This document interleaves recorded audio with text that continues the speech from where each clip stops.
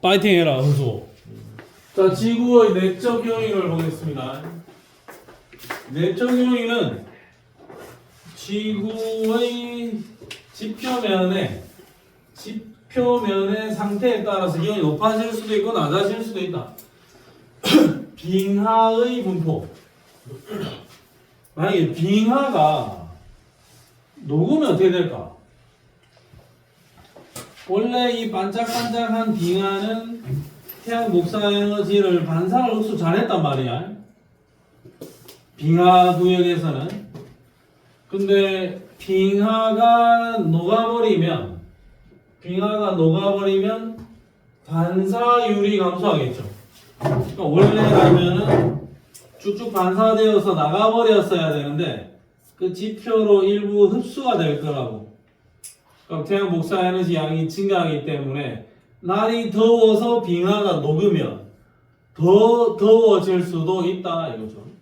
자, 그 다음에 숲의 나무를 베어서 농경지로 만들면 원래는 울창한 숲이었는데 농사 짓는 땅이 되어버렸다. 원래는 이렇게 숲이었으면 태양 복사 에너지가 잘 도착을 해가지고 나무들이 태양 복사 에너지를 흡수해서 광합성을 열심히 해대겠죠. 원래 숲이었으면 지구의 기온이 높아질 수도 있는데 혹시 나무를 다 베버리면 일시적인 요인에 의해서 나무를 다 베버리면 맨 땅이 드러날 거 아닙니까? 그러면 반사가 좀 더 잘 되겠죠.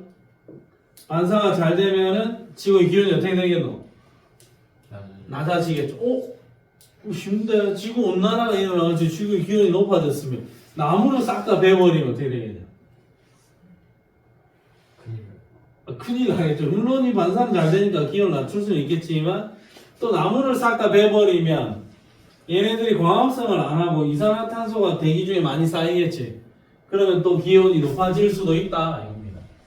자, 지표면의 상태에 따라서 기온이 뭐 이런저런 변화가 나타날 수도 있다. 자, 그 다음에 대기의 투과율 변화. 좀 늦었군.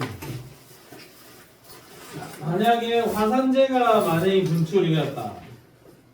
자, 화산재가 하늘 위에 많이 쌓여 있으면 태양 복사 에너지가 지구 표면으로 잘 들어오지 못하겠지? 화산재가 하늘 위에 쌓여 있으면 이 화산재 때문에 태양 복사 에너지가 지구까지 많이 못 들어올 거라고. 그럼 지구 표면의 입장에서는 태양 복사 에너지 양이 줄어들겠죠. 그러면 화산재가 하늘 위에 많이 쌓여 있으면 태양 복사 에너지가 지구로 많이 들어오지 못하기 때문에 지구의 평균 기온은 낮아질 수 있습니다. 물론 일시적인 현상인데 화산재가 뭐 한 100만 년 동안 쌓여 있었다. 엄청난 화산 폭발로 인해서 어마어마한 양의 화산재들이 하늘 위에 쌓여 있었으면 지구의 평균 기온이 제법 많이 낮아질 수도 있겠죠. 오랜 시간 동안. 그럼 지구의 평균 기온이 낮아지면 광합성이 잘 안 되겠지. 그러면 지구에 있는 모든 생명체가 다 굶어 죽을 수도 있다. 이겁니다. 그러면 이거는 높일지 낮출지는 모르니까 단순히 외우기보다는 해석을 하자 이거죠. 자, 여기로 보면 자, 여기 L치촌 화산 분출, 피나투보 화산 분출.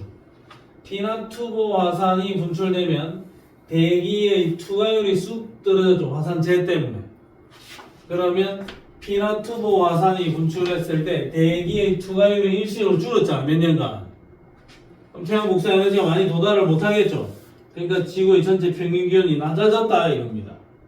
화산재가 하늘 위에 쌓여 있으면 태양 복사 에너지가 도달을 많이 못하니까 지구의 평균 기온이 낮아질 수 있다. 뭐 이런 요인에 의해서 국지적으로 기온 변화가 나타날 수도 있다. 이런 이야기를 하고 있습니다. 물론 또 다른 요인에 의하면 화산 활동에 의해서 대기 중으로 이산화탄소의 배출량이 늘어나면 늘어난 이산화탄소의 양 때문에 온실효과가 더 많이 일어날 수도 있어요. 지금 요 그림은 투과율의 관점에 뒀기 때문에 평균기온이 낮아졌다에 집중을 하고 있는 거야. 여러 가지 요인이 복합적으로 작용을 하는 겁니다. 자, 그러면 그 다음 또 다른 요인으로는 수륙 분포의 변화. 대륙과 해양은 열 용량이랑 반사율이 다르니까 대륙이 이동하여 수륙 분포가 변하면 에너지 출입의 변화, 해류의 변화가 나타나서 기후가 변할 수도 있다라는 거죠. 수륙 분포의 변화. 원래는 그러면 이럴 수 있는 거죠. 원래는 우리나라가 적도에 있어서 상당히 더웠다. 근데 이 적도에 있던 우리나라 땅이 고緯도 지방으로 그냥 이동만 하면 날씨가 추워질 수도 있다. 대륙 이동에 의해서. 자, 영국이 고지대임에도 고緯도 지방임에도 불구하고 영국이 한참 겨울철에 따뜻한 이유는 저기 적도 멕시코 근처에서 불어 올라가는 멕시코 만류의 흐름으로 영국이 좀 따뜻한 기온을 유지해 적도 지방에 따뜻한 바닷물이 흘러서 여기 가서 열기를 분출해 주니까 여기가 따뜻하다고. 근데 앞으로 지각 변동이 일어나고 대륙 이동하면서 혹시 이쪽에 뭔가 땅이 하나 생기면서 이렇게 잘 흘러가는 이 흐름이 이렇게 혹시 깨져버린다면, 흐름이 바뀌어버린다면 이 흐름이 영국 쪽으로 안 올라가겠죠. 그럼 혹시 저 위에 고緯도에서 이렇게 바닷물이 흘러내려올 수도 있잖아. 그러면 이 동네가 매우 추워질 수도 있다 이겁니다. 해류의 흐름 변화에 의해서 기온 변화가 나타날 수도 있다. 여러 가지 요인들이 영향을 미칠 수도 있다. 뭐 그런 이야기를 하고 있는 거야. 아닐 수도 있어요. 기온이 높아질 수도 있고 낮아질 수도 있습니다. 그 다음에 생물의 변화, 호흡과 광합성량 변화로 온실기체 양이 변해서 기후가 변할 수도 있습니다. 기온이 높아질지 낮아질지는 잘 모르겠어요. 어떤 요인이 어떻게 작용하는지 구체적으로 안 적어놨으니까. 자, 만약에 어떤 상황에 의해서 호흡을 하는 생물들, 호흡만 열심히 하는 생물들이 늘어나면 호흡을 통해서 이산화탄소를 흡수 배출해 줄 거니까 온도가 높아질 거고, 광합성을 우세하게 하면 이산화탄소 양이 줄어들 거니까 온실효과 양이 줄어들면서 기온이 낮아질 수도 있다. 여기에 대한 해석은 단순히 외울 게 아니라 혹시 이런 경우에 기온이 어떻게 변하느냐라고 물어보면 단순히 외우는 게 아니고 보고 판단을 해야 돼. 보고 판단을. 읽어보고 판단을 하라. 자, 그 다음에 기후변화의 인위적 요인으로는 온실기체 배출, 화석연료 연소 등으로 온실기체 양이 늘어난다. 수증기, 이산화탄소, 메테인, 산화이질소 이런 것들이 온실효과를 일으킨다. 그 다음에 에어로졸, 화석연료 연소, 산업활동 등으로 배출된 에어로졸은 지구의 평균기온을 낮추는 역할을 합니다. 자, 이 정도까지만 알아도 되는데, 에어로졸은 하늘 위에 떠있는 액체 입자 같은 게, 기체 느낌인데 액체나 고체 입자가 하늘 위에 있다고. 그러면 대기에 떠있는 에어로졸은 태양 복사 에너지가 들어올 때 여기에 부딪히면 태양 복사 에너지가 이렇게 산란을 일으킬 수도 있습니다. 태양 복사 에너지를 산란시키고, 그리고 저 에어로졸들이 이렇게 뭉쳐 있으면, 요 구역에 수증기가 있을 때 그 수증기의 은결핵으로 작용을 해서 구름의 양을 증가시켜 줄 수 있습니다. 하늘 위에 떠 있는 에어로졸이 태양 복사 에너지를 산란시키고, 그리고 이 하늘 위에 구름 생산량을 늘릴 수도 있다고. 에어로졸이 떠 있을 때는 구름의 생성량이 늘어난다. 그리고 에어로졸이 있음으로 인해서 잘 날아오던 태양 복사 에너지가 여기에 부딪히면서 산란을 일으킨다. 그러면 결과적으로 이 에어로졸 때문에 태양 복사 에너지 지구로 잘 도착도 안 하고 구름도 많이 생겨서 구름에서 태양 복사 에너지가 자꾸 반사도 많이 된다. 그럼 내가 에어로졸을 배출을 하면 지구의 반사율이 증가할 거고 전체적으로 태양 복사 에너지 도달량이 감소할 거고 그래서 지구의 평균 기온이 하강합니다. 이런 이야기를 할 수도 있다. 아니 그러면 우리가 지금 지구 온난화 때문에 문제잖아. 그죠? 그러면 산업활동을 열심히 하면서 에어로졸을 하늘에다가 억수 많이 쌓아버리면 에어로졸 엄청 쌓아버리면 지구의 평균기온 하강하겠죠? 근데 이게 또 복합적으로 어떻게 작용할지를 모른다고. 지구의 평균기온 낮추자고 혹시 하늘에다가 에어로졸을 억수 많이 분산을 해버렸다. 그러면 지구에 또 어떤 재앙이 닥칠지를 예측을 못합니다. 지구가 막 빙하기에 접어들어 버릴 수도 있다 이거죠. 조심해야 된다 이겁니다. 자, 산림훼손과 도시화. 산림이 훼손되고 그리고 농경지가 확대되고 도로 포장을 많이 하고 고층 건물을 건설하면 반사율이 변해서 지구의 기온이 변할 수도 있다. 이게 높아지는 요인도 있고 낮아지는 요인도 있을 수 있습니다. 높아질지 낮아질지는 잘 모르겠다. 내적 요인에서 시험 문제 나올 수 있을 만한 게 뭐가 있을까? 외적 요인이 많지 내적 요인은 크게 문제화 될 건 없습니다. 자, 그러면 간단하게 내적 요인의 문제는 117쪽에 11번 문제 이런 거나 한번 풀어보고 갑시다.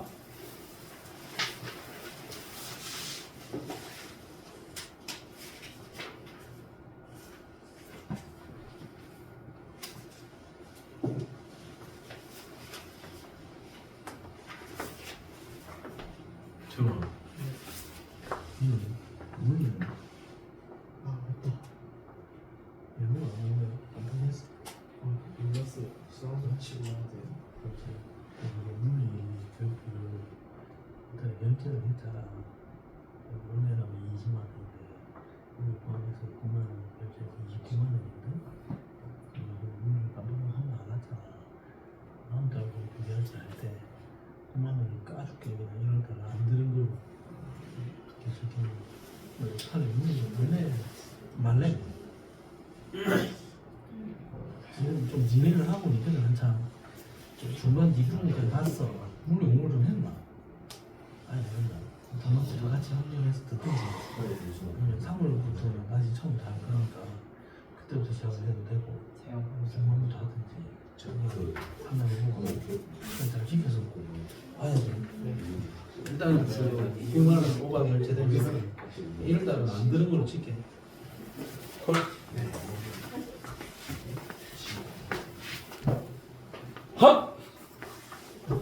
한 번만 몇 번? 응? 5번. 5번. 민국 5번. 5번. 자, 화산 폭발로 태양 복사 에너지의 대기 투과율이 감소한다. 화산 폭발로 태양 복사 에너지가 안으로 많이 못 들어오니까 지구의 평균 기온이 낮아지겠죠. 화산 폭발로 인해서 생겨난 화산재에 의해서 태양 복사 에너지의 대기 투과율이 감소하는 것 같다. 오케이? 그 다음에 대기 투과율이 줄어서 태양 복사 에너지가 지구로 많이 못 들어왔잖아. 그 주요 요인은 화산재인 것 같다. 그 다음에 또 별도로 화산가스로 배출된 이산화탄소가 있다면 얘는 온실 효과를 일으키게 될 거고 그 온실 효과에 의해서 지구의 평균 기온이 높아질 수도 있습니다. 그래서 정답은 몇 번? 5번이다. 이렇게 봐주자. 조금 애매모호해. 문장을 읽고 해석을 잘 해줘야 됩니다. 자, 여기 다야. 오케이, 같이. 외적 요인이 중요하고 내적 요인은 많이 중요하진 않다. 수연아, 5번 나왔니? 오케이, 알겠습니다. 자, 109쪽으로 가겠습니다. 지구의 복사평형. 지구의 복사평형은 중학교 수준에서도 한번 배운 적이 있고, 사실은 그 통합과학 책에서도 조금은 자세하게 배웠었다. 에너지 이동량 이런 거. 자, 지구는 태양 복사 에너지를 흡수하고 흡수한 에너지만큼 지구 복사 에너지의 형태로 방출한다. 두 양이 정확하게 같다라고 봐야 돼. 지구가 이렇게 있으면 태양 에너지가 100만큼 들어왔다. 근데 우리 보니까 그 중에 30은 그대로 반사를 해버리고 실제로 지구가 흡수한 에너지는 70이었다. 100이란 에너지가 지구로 도착을 했을 때 실제 지구가 흡수한 에너지는 70이더라. 그러면 지구는 다시 지구 복사 에너지로 내보내줘야 되겠죠? 요 양이 얼마더라? 70이더라. 지구는 70을 흡수했다가 70을 그대로 내보내기 때문에 지구 전체적인 관점에서 봤을 때 지구는 복사평형을 이루고 있다. 그럼 복사평형을 이루고 있으니까 지구의 연평균 기온이 일정한 수준을 유지합니다. 복사평형을 이루고 있기 때문에 지구의 연평균 기온은 일정한 수치를 유지하게 된다. 그냥 일반적으로는 복사평형을 이루고 있다라고 보면 돼. 자, 근데 태양 에너지를 구성하는 주요 빛은 누구냐? 주로 가시광선의 형태고, 지구 복사 에너지는 그보다 에너지가 훨씬 더 약한 적외선의 형태다. 근데 가시광선 영역은 대기가 이렇게 있으면, 지구의 대기가 있으면 가시광선은 대기를 굉장히 잘 통과해오는 편입니다. 가시광선은. 근데 지구에서 빠져나가는 적외선은 빠져나가다 보면은 거의 대부분이 대기에 흡수돼 버리고 다이렉트로 빠져나가는 양은 별로 안 돼. 그러니까 적외선은 온실기체에 잘 흡수가 됩니다. 그러니까 지구의 대기에 적외선들은 잘 흡수가 되고 가시광선은 흡수가 잘 안 된다 이겁니다. 흡수 요율을 따져보면. 자, 그러면 여기서 다시 한번 더 볼게요. 지구의 대기에는 온실기체가 있다. 온실기체가 있는데, 지구의 대기에는 온실기체 대기가 있는데, 태양 복사 에너지는 거의 대부분을 통과시키는데, 지표에서 빠져나가던 지구 복사 에너지는 대기에서 흡수를 했다가 바로 나가게, 다이렉트로 바로 나가게 하지 않고 대기가 흡수를 했다가 다시 지구로 돌려보내준다 이거죠. 누가 흡수했다가 돌려보낸다? 대기가 흡수를 했다가 다시 돌려보내준다. 대기에서 흡수를 했다가 지표로 재복사해주는데 요 현상, 다이렉트로 나갈 놈을 잡았다가 지구로 다시 돌려보내주는 요 현상을 온실효과라 합니다. 자, 원래라면 이래야 돼요. 예를 들어서 100을 먹었으면 100이 그냥 나가야 돼. 이거는 온실효과가 전혀 나타나지 않는 지구고, 자, 나는 원래 100을 먹었는데 100을 내보냈는데 여기서 흡수했다가 다시 한 번 더 먹으래요. 이거를 50 정도로 한 번 더 먹으래. 대기가 다시 지구로 돌려보내주는 이 현상, 요거 온실효과라 할 거고, 대기가 흡수했다가 다시 돌려보내준다. 대기가 흡수한다. 요 기체들, 흡수를 잘하는 그 기체들이 온실기체에 의해서 온실효과가 일어나고, 온실효과가 일어나면 나는 원래 100만 먹었었는데 추가로 에너지를 더 먹어야 되지. 그럼 한바가 원래 나는 100을 먹었는데 추가로 에너지를 더 먹으면 지구의 평균 기온이 어떻게 되겠노? 높아지겠죠. 그게 지구온난화. 자, 한 번 더 먹으라고 에너지를 돌려보내주는 이 현상이 온실효과. 이 현상을 일으키는 기체가 온실기체. 이 현상에 의해서 지구가 더워지는 것은 지구온난화. 온실기체에 의해 온실효과가 일어나면 지구의 평균기온을 조금 더 높여줄 거야. 평균기온이 좀 더 높아질 거야. 그게 지구온난화 현상입니다. 대기가 없을 때보다는 대기가 있을 때 지구의 평균기온이 조금 더 높아지는 현상이 나타난다. 자, 그러면 여기에 나와 있는 이 숫자들을 꼼꼼하게 일일이 다 따져봐야 됩니다. 자, 요거를 내가 좀 확대를 해볼게요.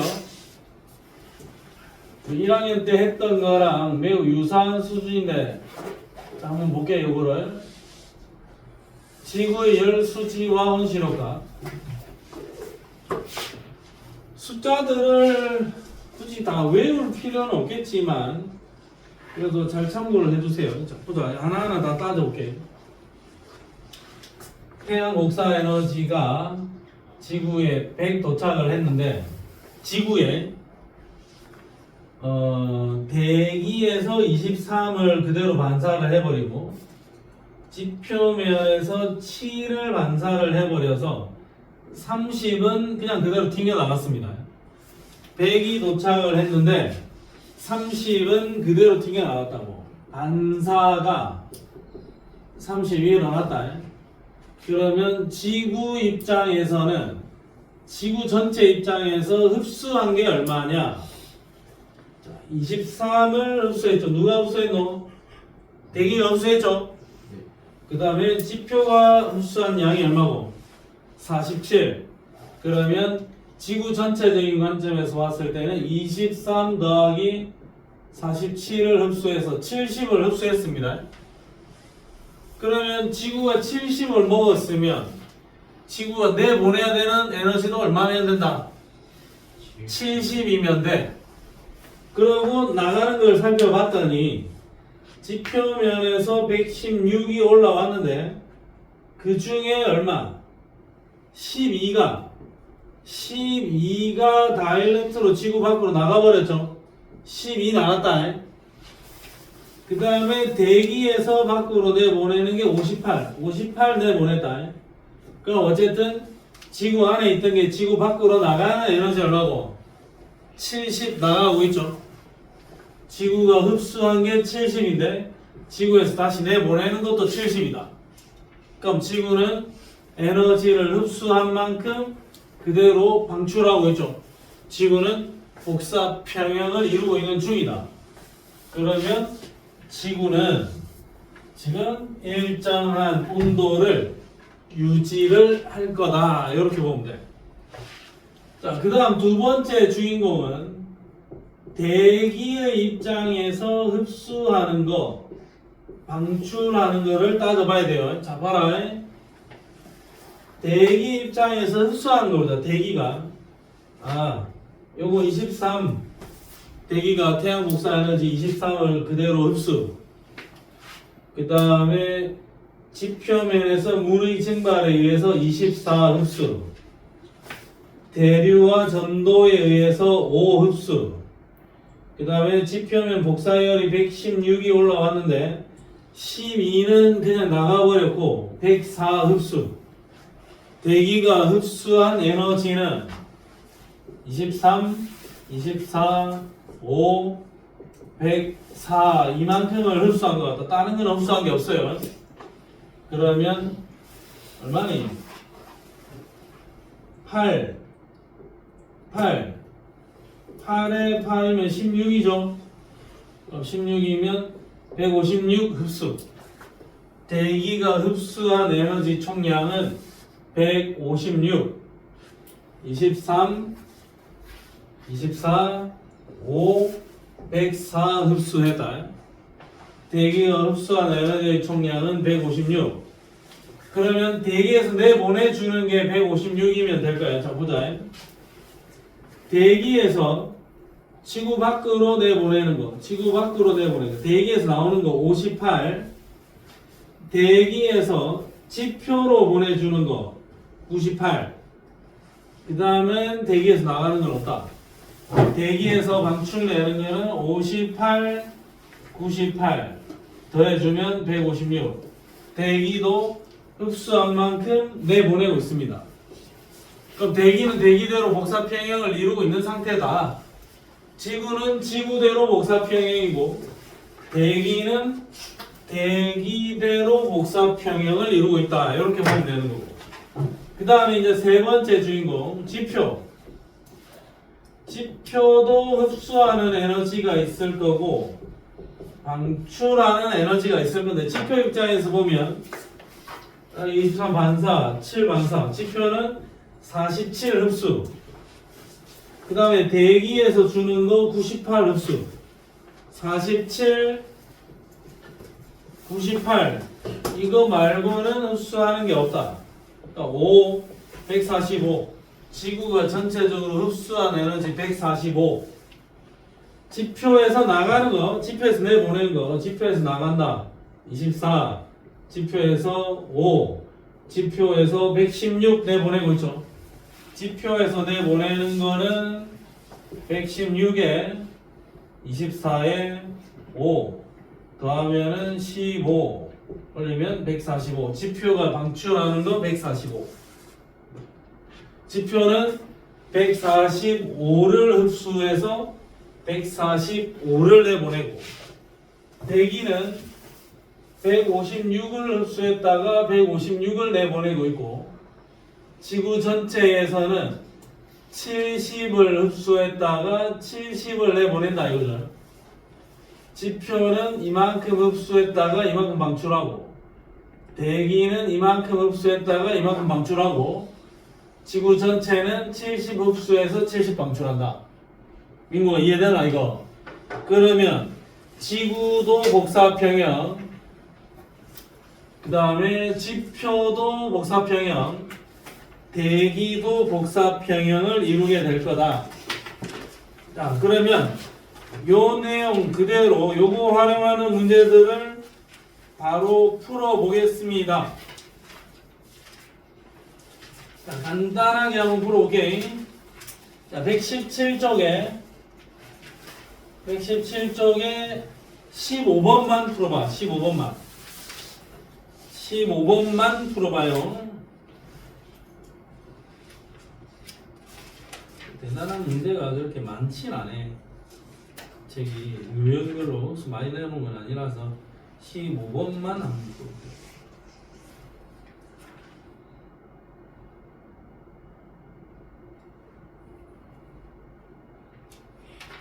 복사평형과 관련된 거.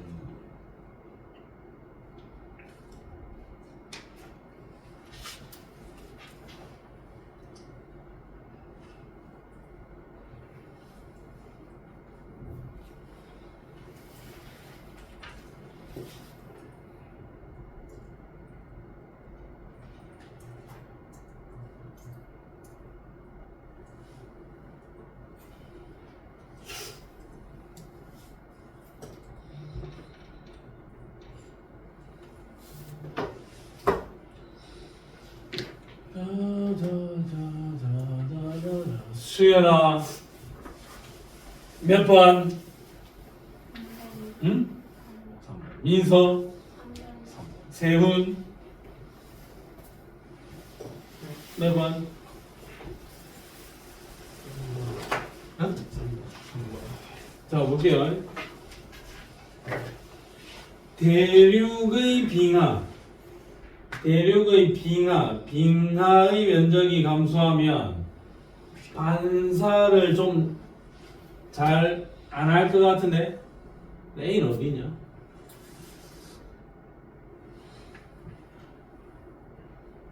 A 어디 있어? 우주 옆에. 우주 옆에 A. 자, 요 반사제 반사. 자, 근데 저 반사 대륙의 빙하 좀 애매하긴 한데. 저 맞다 해야 되는 거가? 네. 맞다 해야 되겠죠. 빙하 면적이 감소하면 반사를 잘 안 하지? 그러면 맞네. 오케이. 요거는 대기 반사고 요거 두 개 합쳐서 A라고 본 거네요. 그러면 빙하의 면적이 감소하면은 반사를 잘 안 하겠네. 지표면 반사 양이 줄어들겠네. 지표면 반사의 양이 줄어들면 전체적으로 A도 줄어들겠죠. 기억법이 맞습니다. 난 또 대기 반사인 줄. 자, 그 다음에 대기의 온실 기체는 적외선을 잘 흡수하고 가시광선을 잘 흡수하지 않습니다. 적외선보다 가시광선을 잘 흡수한다. 이건 틀렸습니다. 자, 온실효과는 대기의 재복사. 여기는 온실효과야. 여기 온실효과는 B 때문에 나타난다. D가 맞다. 정답 몇 번? 3번이 맞습니다. 오케이, 굿자. 자, 그러면 109페이지로 가볼게요.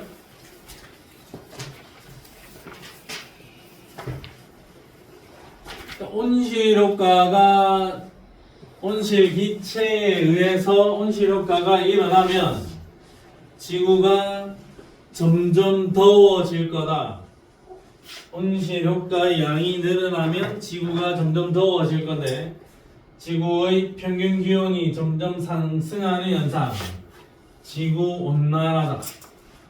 지구온난화의 가장 근본적인 원인은 온실기체의 농도 증가, 그 중에서도 이산화탄소의 농도 증가.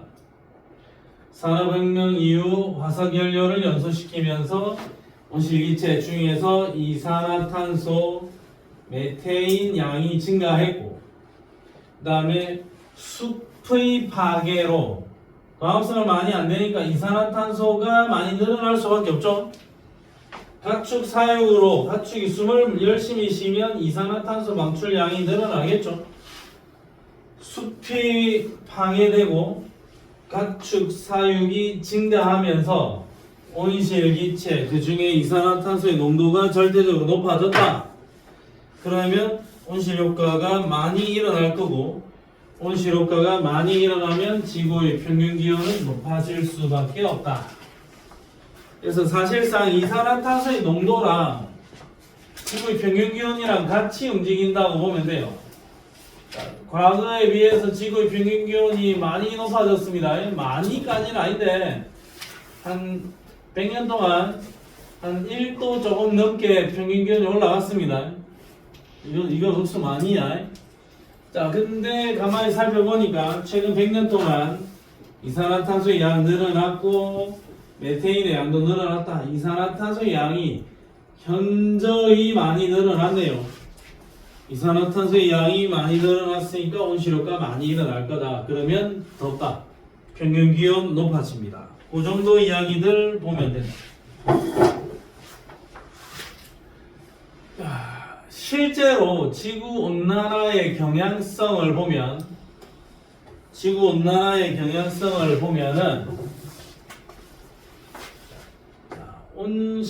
인위적 온실 기체만 고려했을 때는 이런 요인, 그러니까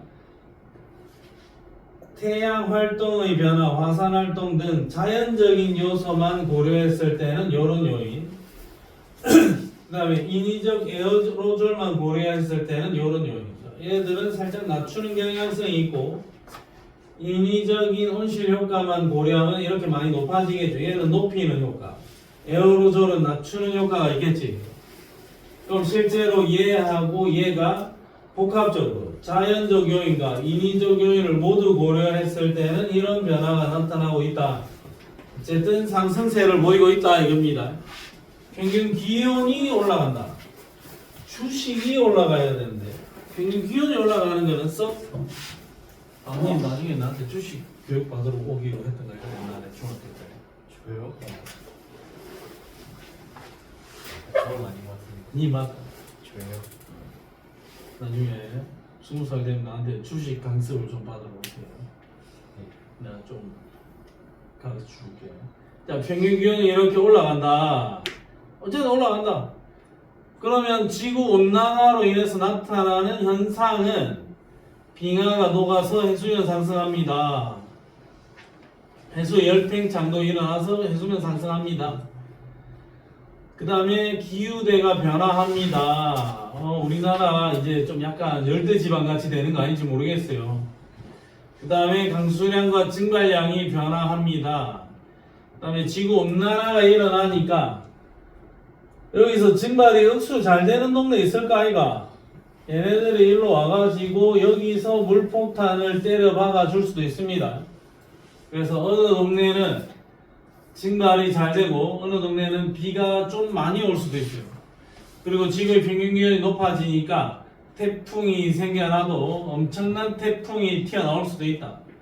건조해져서 산불도 발생할 수도 있습니다. 더우니까 열대성 질병도 좀 더 확산이 될 거고 우리나라에서는 말라리아 웬만하면 안 걸렸었는데 우리나라에서도 말라리아가 창궐할 수도 있다.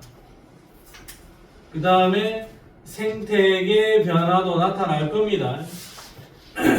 그 다음에 표층 수온이 높아져서 심층 순환이 약해진다. 이것도 좀 심각한 문제가 생길 수도 있습니다. 얘는 어떤 일이 일어나냐면 지구 평균 기온이 높아지니까 여기 바닷물이 이렇게 있다면 여기 바닷물의 온도가 살짝 높아지면 얘가 심층 순환이 잘 안 일어날 수도 있다. 여기 있는 바닷물이 온도가 낮아가지고 침강이 일어나야 된다고. 여기가 지금 극지방인데 여기는 적도지방이고 침강이 일어나서 이 바닷물이 이렇게 흘러오면 여기서 용승을 일으켜가지고 적도지방에 있는 따뜻한 바닷물이 극지방으로 이렇게 흘러가야 돼. 그러면 여기 있는 열기가 극지방 쪽으로 이동을 해 가면서 지구가 전체적으로 순환한다고. 에너지가 누구냐? 뭐지? 조용히. 아니는 지구는 아니지. 그래 앉아 있게. 자, 이렇게 순환을 해야 되는데 혹시라도 이쪽이 온도가 조금 높아져서 침강이 안 일어나면 극지방에서 바닷물이 저 위도 쪽으로 이렇게 흘러가지도 않을 거고 안 흘러오면 이 바닷물이 여기로도 잘 안 흘러가겠죠. 흐름이 약해지겠지. 그럼 여기는 뜨거운 열기가 여기에 쌓여 있고 뜨거운 열기가 이쪽으로 많이 안 흘러오면 이 동네는 어떻게 노? 매우 추워질 수도 있단 말이야. 지구 온난화 때문에 빙하기가 올 수도 있다 이겁니다. 웃기죠 이게? 지구 온난화면은 더워져야 되는데 뜻밖의 북반구 지역 또는 남반구 지역의 위도 한 40도 근처 이상 빙하가 올 수도 있다. 빙하기가 닥칠 수도 있다. 여기는 덥고 이쪽은 빙하기가 올 수도 있습니다. 지구 온난화에 의한 빙하기가 생겨날 수도 있다. 그 다음에 지구의 평균 기온이 높아지면 바닷물의 온도도 높을 거고 바닷물의 온도가 높아지면 기체 용해도가 줄어들면서 용존 기체가 감소한다. 바닷물 속에 갇혀있는 기체 용해도가 감소하면서 바닷물 속에 기체가 줄어든다. 그 다음에 대기 중에 이산화탄소의 농도가 높아지면 이산화탄소가 바다에 퐁당퐁당 빠져들어가면은 이산화탄소가 바닷물에 빠져들어가면 H2CO3가 될 거고 얘가 탄산이야. 탄산. 그러면 H2CO3가 H+와 HCO3 마이너스로 쪼개지면서 산성화가 될 수도 있다. 지구의 평균 기온이 높아지면 이산화탄소의 농도가 높다라는 거고, 그로 인해서 해양 산성화가 나타날 수도 있다. 이런 일들이 일어나겠네요. 그래서 우리는 어떤 노력을 해야 되느냐? 신재생 에너지를 사용하면서 온실기체 배출을 줄이기 위해서 노력을 하자. 그 다음에 어쨌든 에너지 사용량을 줄여야 돼. 에너지 효율성을 개선합시다. 그래서 석탄, 석유, 천연가스 같은 화석연료 사용을 줄입시다. 자전거 타고 대중교통 이용하고 쓰레기 분리수거 잘하고 재활용합시다. 대기 중의 온실기체를 제거하는 방법으로는 이산화탄소를 포집, 저장하자. 이산화탄소, 대기 중에 있는 이산화탄소를 어디 기계장치 마련해가지고 좀 잡아들이자. 그 다음에 해양 비옥화, 해양의 바다에 식물성 플랑크톤을 대량 증식을 시켜서 광합성을 열심히 하게 해가지고 이산화탄소의 양을 줄이자. 대규모 숲 조성, 숲을 조성을 해서 광합성 열심히 해가지고 이산화탄소를 줄이자. 그다음에 조금 조심스럽긴 한데 에어로졸 뿌리기. 에어로졸 잘못 뿌렸다가 어찌 될지 모른다. 에어로졸 뿌리면 태양 복사 에너지가 적게 도달할 거야, 지구로. 너무 추워질 수도 있어요. 잘 생각하고 뿌려야 돼. 계산 잘 해가지고. 그 다음에 요 이야기도 하던데, 우주 반사막 설치. 지금 이렇게 있으면 태양 복사 에너지 도달하는 여기에다가 반사막을 설치를 해가지고 지구로 들어오는 태양 복사 에너지 양을 줄이자라는 이야기. 조심해야 됩니다. 저것도 계산 잘하고 반사막 설치해야 된다. 그리고 정부 간 기후변화 협의체 설립을 해서 잘 지킵시다. UN 기후변화 협약, 교토 의정서 일단 잘 읽어보고 살펴봐라. 파리 기후변화 협약. 미친 트럼프 새끼가 이 기후변화 협약을 탈퇴했죠. 또라이 같은 미친. 트럼프 훌륭한 대통령인 것 같긴 한데 미친 새끼 아이가. 그 다음에 글래스고 기후변화 합의 2021년도에 탄소 중립 이행을 위해서 화석연료 감축 합의입니다. 그럼 RE100 해가지고 신재생 에너지를 이용하지 않고 과거의 에너지로 생산한 제품에 대해서는 수출, 수입을 통제시켜 버리자라는 룰도 있습니다. 그래서 우리는 기후변화에 대처하기 위해서 각국이 협의를 하고 협조를 해야 되는데 일부 좀 개념 없는 나라들 때문에 잘 안 지켜지기도 합니다. 자, 그러면 가서 문제 하나 풀어보자. 118쪽에 19번 스타트. 118쪽에 19번 스타트.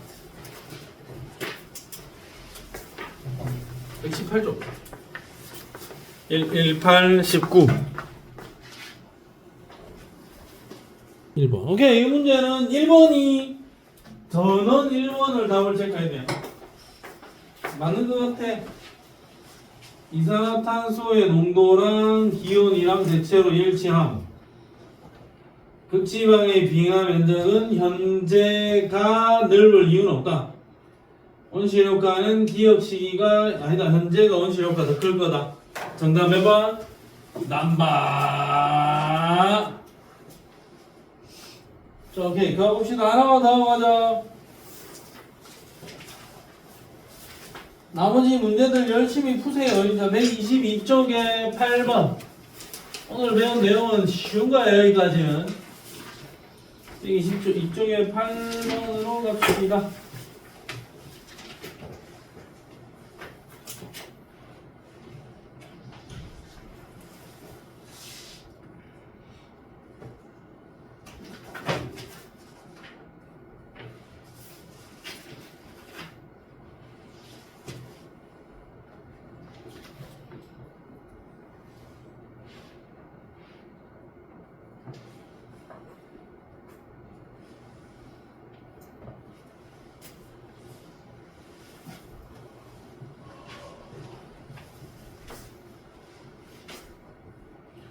지구의 평균 기온이 높아지는 거. A 시나리오 많이 높아지네. B 시나리오는 좀 잡았네. A 시나리오는 좀 많이 높아졌네요. A가 B보다 더 큰 거. 요거는 증발량도 늘어날 거고 평균 기온도 더 높지. 온실 기체의 양도 더 많겠죠. 온실 기체의 양은 더 많을 거고 증발이 많이 되니까 어디 가서 비도 많이 떨구겠죠. 지구의 평균 해수면 높이도 높아지겠죠. 빙하 면적, 날이 평균적으로 더워지는 거니까 빙하 면적은 줄어들 겁니다. 그래서 아마도 기미리가 아닐까. 정답은 몇 번? 정답은 4번일 거다. 4번 했니? 자, 오케이. 뒤로 갑시다. 뒤로 가서 이제 완전 새로운 단원, 2단원입니다. 2단원에 들어가기 앞서서 1분간 휴식하겠습니다. 브레이크 타임! 기후 이야기를 하다가 이제는 지층의 형성 순서와 나이 이야기를 합니다. 자, 근데 처음 나온 게 상대 연령. 상대 연령은 각종 지사학의 법칙이나 지층 대비를 이용해서 그냥 순서만 밝히는 거예요. 야, 좀 더 오래된 땅. 그 다음에 이거 제일 최근에는 야 순서만 밝히는 거예요. 야가 몇 살인지 중요한 게 아니야. 그냥 얘가 제일 오래된 거, 얘는 뭐 좀 옛날 거, 얘는 최근 거. 순서만 밝혀내면 됩니다.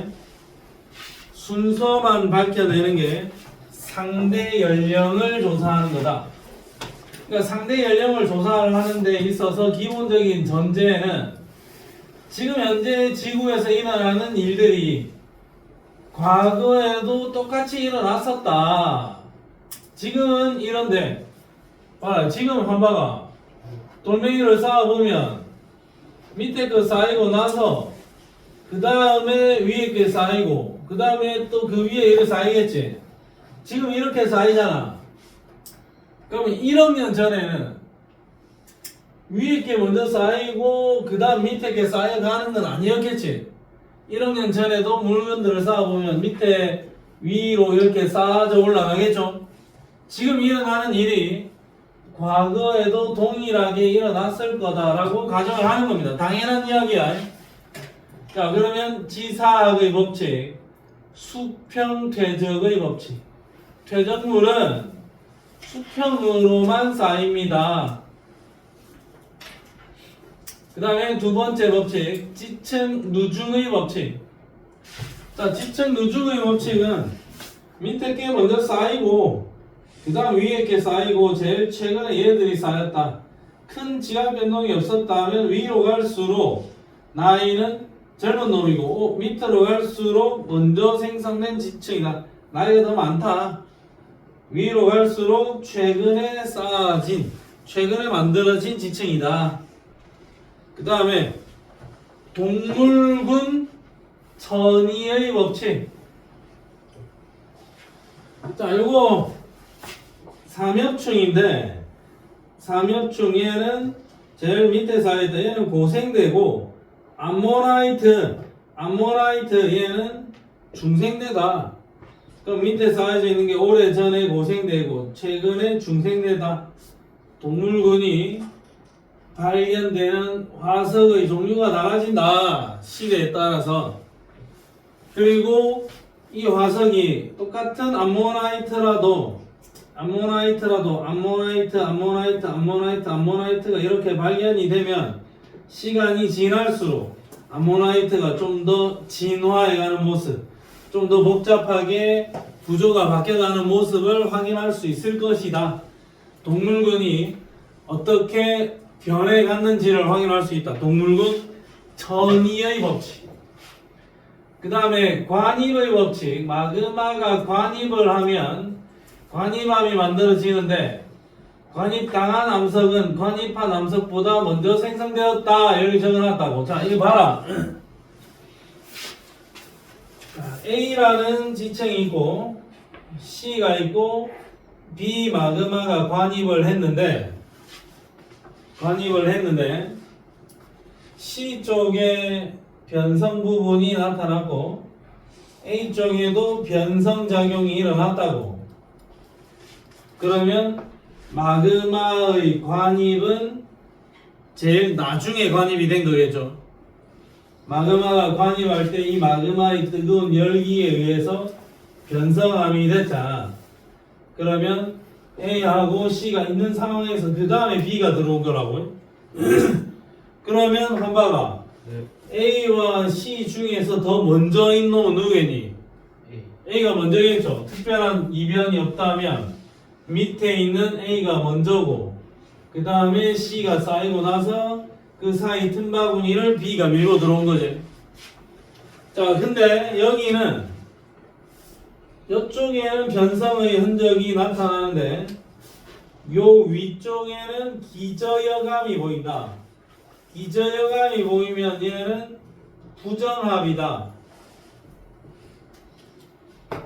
그러면 여기는 이렇게 구조물이 보이면 A 퇴적층이 있는 곳에 B 마그마가 관입해서 들어왔고 그 다음에 마지막으로 C가 퇴적된 겁니다. 순서가 이렇게 정리가 될 거예요. A 위에 B가 관입, 그 위에 C가 쌓임. 순서를 마그마의 관입을 통해서 추정해 볼 수도 있겠네. 그 다음에 부정합의 법칙. 부정합은 뭐냐면 정합이 아니고 부정합인데, 자, 아래쪽에 퇴적층이 이렇게 있어요. 퇴적이 됐어요. 퇴적이 되다가 얘가 어떤 요인에 의해서 지각 변동을 받아가지고 요 땅이 이렇게 습곡이 되면서 수도가 올랐다라고 치자. 그러면 수평 퇴적의 법칙에 의해서 쌓여 있던 얘가 이렇게 습곡 산맥이 된 거죠. 그러면 얘는 지표 근처로 노출된 거니까 오랜 세월에 걸쳐서 일단 퇴적이 되어 있던 녀석이 여러 요인에 의해서 솟아올라야 된다. 융기가 일어나야 될 거고, 융기가 된 상태에서 땅이 깎이겠죠.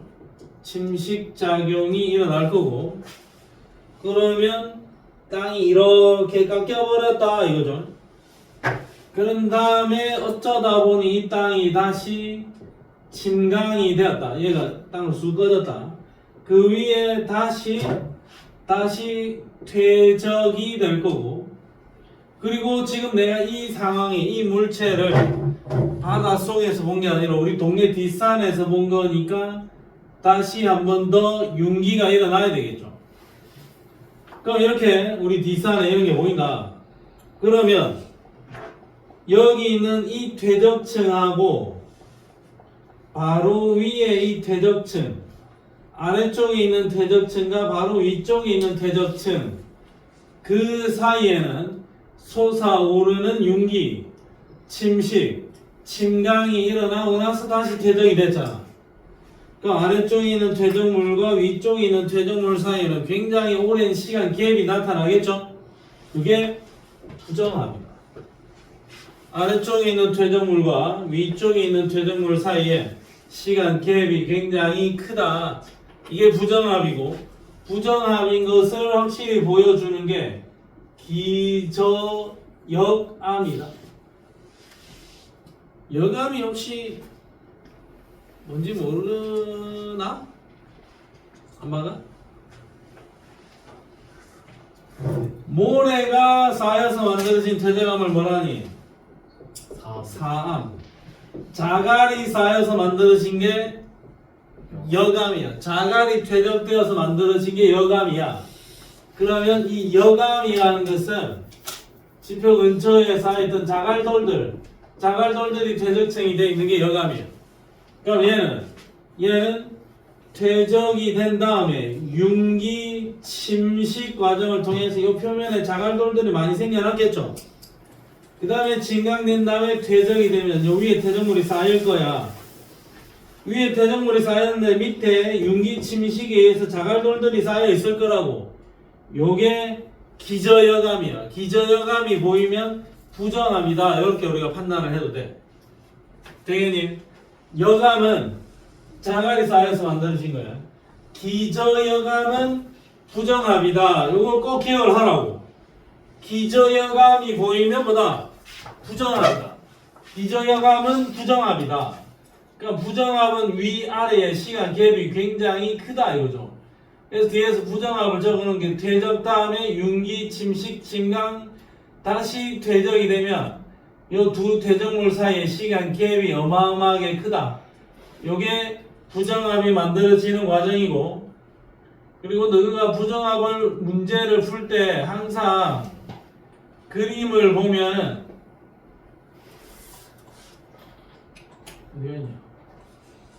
그림을 보면은 이 그림이 보일 거야. 잘 봐. 밑에 퇴적층이 있지. 위에 퇴적층이 있죠. 여기에 이 자갈돌들 표시를 해놨을까 이거. 얘가 기저여감이야. 그러면 이 아래쪽과 위쪽 사이에 이 경계가 뭐다? 부정합. 여기 기저여감 없지?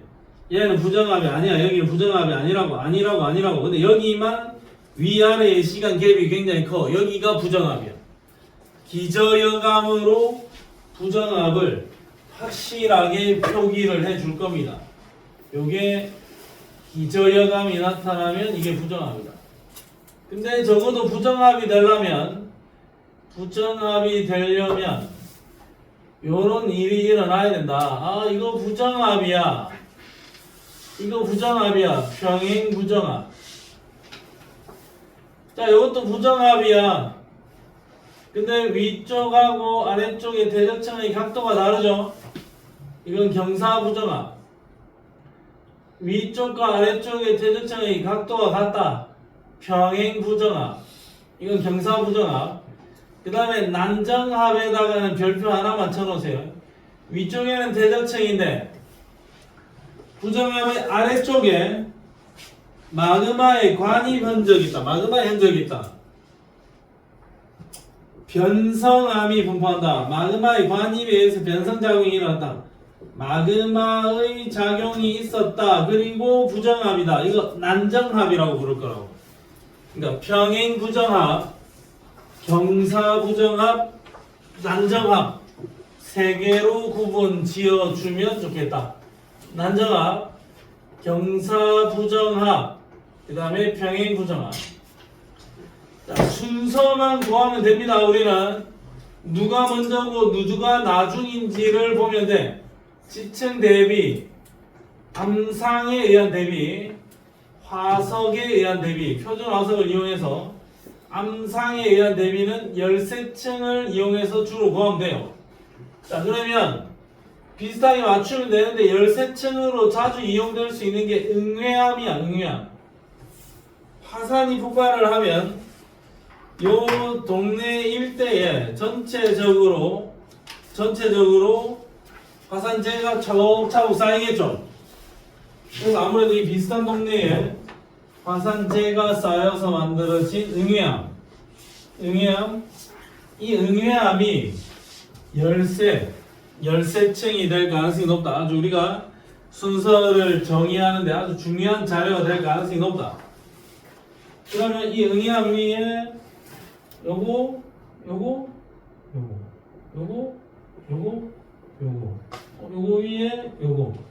위에 요거 비슷하네.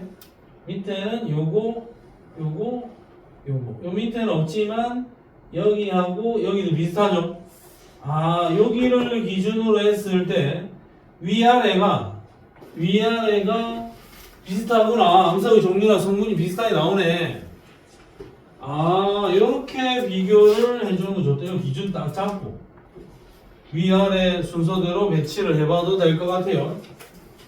자, 그 다음에 이거 삼엽충, 여기 삼엽충, 여기 고생대, 이거 중생대, 화폐석, 신생대. 그럼 요게 제일 오래된 거, 그 다음 거 제일 최근 거. 얘가 고생대니까 요리 비슷. 그럼 여기보다는 여기 땅이 좀 더 오래된 거고, 여기하고 비슷하다. 여기는 여기쯤이 될 것 같다. 그 다음에 요 이후에 이런 땅들, 요 이후에 이런 땅들, 요 이후에 이런 땅, 요 이후에 이런 땅들이 만들어질 것 같다. 순서만 정확하게 잡아주면 돼. 우리가 앞뒤를 보고 추정을 해서 순서를 정확하게 잡아주면 상대 연령에 대한 해석이 되는 겁니다. 누가 먼저고 누가 나중이냐 그것만 체크를 하라고. 자, 135쪽에 5번 문제 풀어보겠습니다. 일단은 순서부터 한번 정해봐. 5번 문제 스타트. 135쪽에 5번. 순서를 정하는 게 상대 연령의 정의다. 순서만 정리하면 됩니다.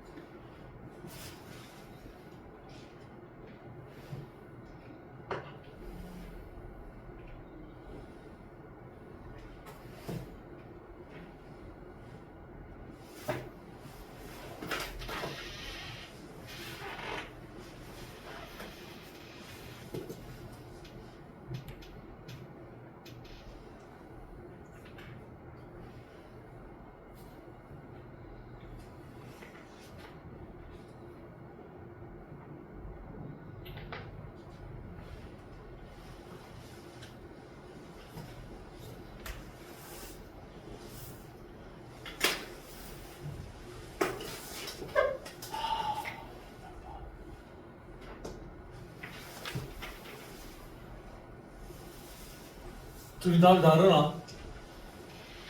네. 하하. 이거 둘도 답이 다르나? 같나?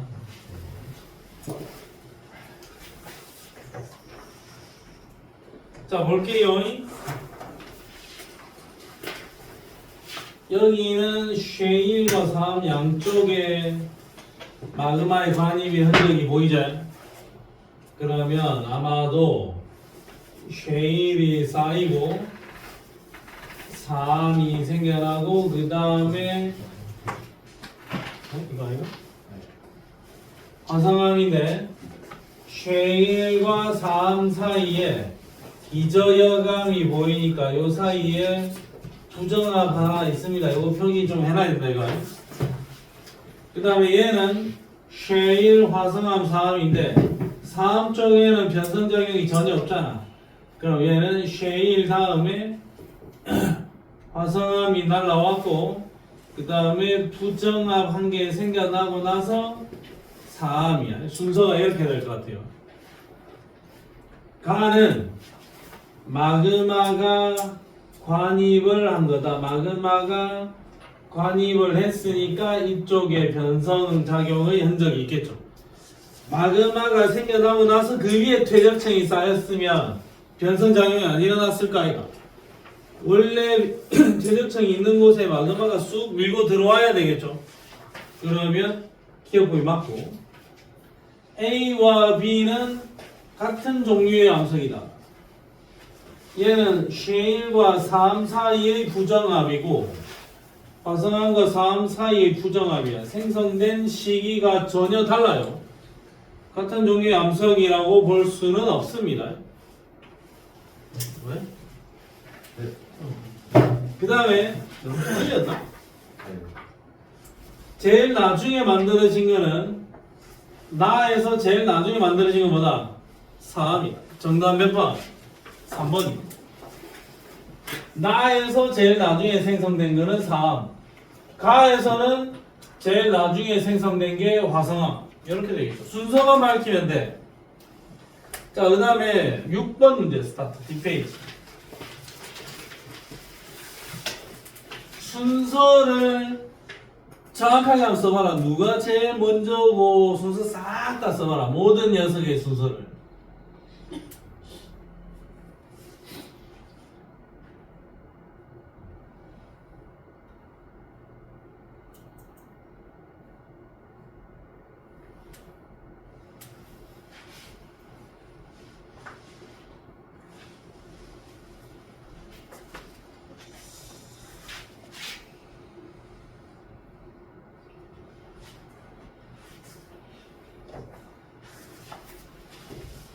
누가 먼저일까요?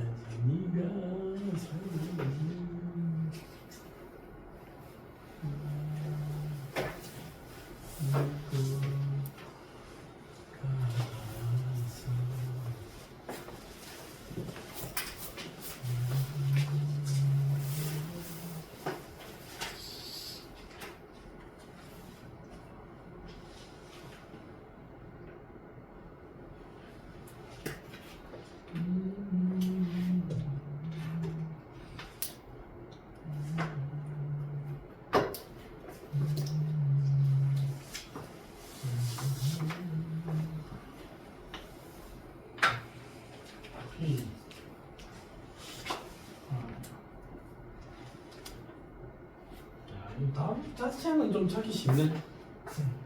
민국이 몇 번? 3번. 한방이 몇 번? 3번. 순서 그대로 적어볼게. 일단은 제일 먼저가 여 D 태죠. 그 다음에 이 마그마가 들어옴으로 인해서 여기에 변성작용이 일어났다. 그 다음은 아마도 D 다음에 E가 관입을 했을 거고, 그 다음에 O 프라임 부정합 하나 생겨나고, 그 다음에 부정합이 일렬로 생긴 다음에 뚝뚝 끊어진 단층이 있었을 것 같고, 그 다음에 C가 대적이 되고, 그 다음에 요 부정합, 이건 뭐라고 불러야 되죠? 요 부정합 위에 그 다음 부정합이 있을 거고, 그 다음에 B 퇴적, 그 다음에 A 퇴적, 제일 마지막에 F 관입. 요 순서일 것 같아요. O 프라임은 딱 봐도 기저여가 보이니까 이거 부정합 면 맞고, 제일 최근에 마그마 F가 여기서도 쑥 밀고 들어왔으니까 F가 마지막인 것 같고, P 프라임 요 변성장애 이거 PP 프라임 제일 마지막 아닙니까 이게? 근데 P 프라임을 나타내는 기 어디지? 요 마그마의 관입 이거 맞나? PP 프라임이 제일 마지막이 맞죠? 그럼 이건 아님. 정답은 몇 번? 정답은 3번인 것 같아요. 자, 그 다음에 바로 밑에 7번 문제 스타트.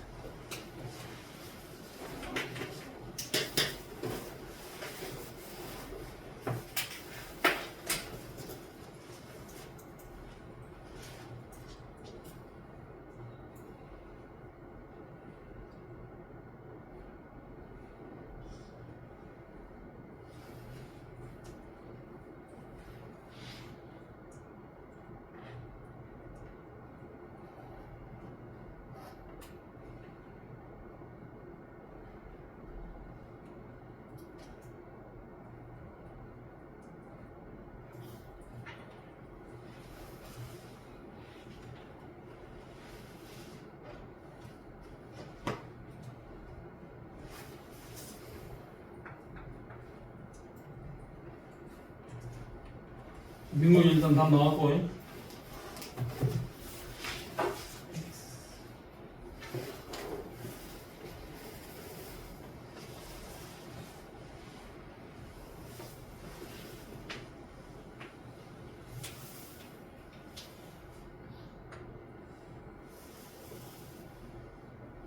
X에서 X 프라임까지 쭉 갈 때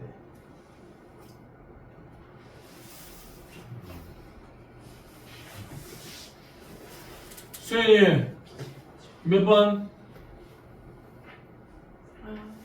4번. 세훈이 몇 번? 자, 1번. 1번. 수호 1번. 준우 6번. 한방 1번. 2번. 민서 1번. 다수의 의하여 1번인 것 같기도 합니다. 자, 일단은 요 있는 아들 중에서 제일 나이가 많은 게 뭐고? 순서대로 사암, 그 다음에 쉐일, 그 다음에 석회암까지 생겨나고 나서 제일 마지막에 저 화강암이 쑥 밀고 올라온 거죠.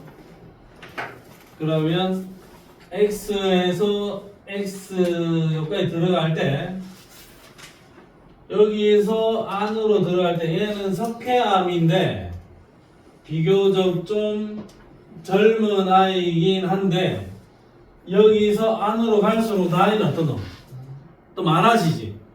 밑에가 좀 더 오래된 거다 이거. 여기보다는 여기가 더 오래된 거잖아. 여기서 요리 들어갈 때 젊은 놈이긴 한데 나이가 조금씩 많아질 거라고. 그 다음에 여기는 나이가 어때요? 화강암 나이 제일 어리지. 제일 어린데 이 화강암은 동시에 쑥 밀고 들어온 거 아이가. 그러면 나이는 좀 어리면서 동시다발적으로 쑥 생겨나. 그러니까 여기 나이가 제일 많죠? 많은데 여기서 치고 들어가면 갈수록 나이는 점점 더 많아질 거야. 아마 이런 그래프일 거야. 요거 요 형태의 그래프가 유력하겠죠? 답은 몇 번? 1번이 유력하다. 됐습니까? 자, 그 다음에 저 뒷페이지로 가서 11번 스타트. 절대 연령까지는 무리고 다음 시간에 절대 연령 합니다.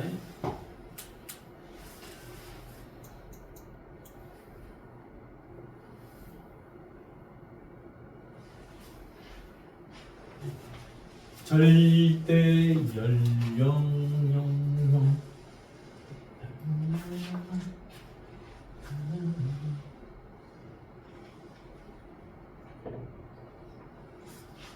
어?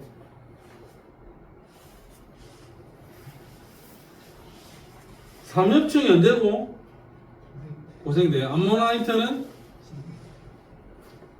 중생대.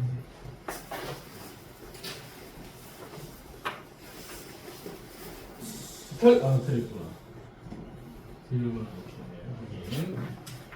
오케이, 한방이도 일단 딱 나왔고요.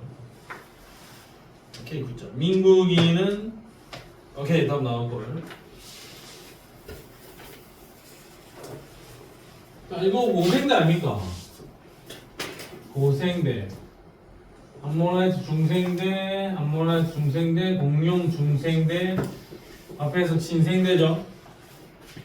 그러면 여기는 고생대부터 중생대고 여기는 고생대부터 중생대. 야, 땅이 뒤집어졌나 보다. 뒤집어졌나 보다. 그 다음에 얘는 중생대부터 착착착 신생대까지 갔으니까 제일 나중은 가다. 가 지역에 제일 나중에 있다. 그러면 중생대부터 신생대까지, 고생대부터 중생대까지인데 이 땅이 거꾸로 뒤집어져 있죠. 땅이 역전된 지역은 나다. 가나다 지층은 모두 해양 환경이냐? 공룡 어디에 살았노? 공룡 어디에 살았어? 육지야, 지구지. 육지야, 바다야. 공룡은 육지에만 살았다. 알겠죠? 바다에 사는 공룡은 없다. 공룡은 반드시 어디만 살았다고? 육지에만 살았다. 생각하지 마라. 공룡 바다에는 없다. 공룡은 육지에만 살았다. 공룡은 무조건 육지에만 살았다. 가나다 지층은 모두 해양환경이냐? 공룡 발자국 아닙니다. 여기 육지입니다. 해양환경에서 생성된 건 아니다. 정답 몇 번? 4. 공룡은 어디 살았다고? 육지에. 바다 사는 공룡은 지구 역사상 있나 없나? 없다. 없다, 알겠나? 바다에 공룡도 있었던 것 같은데 없단다.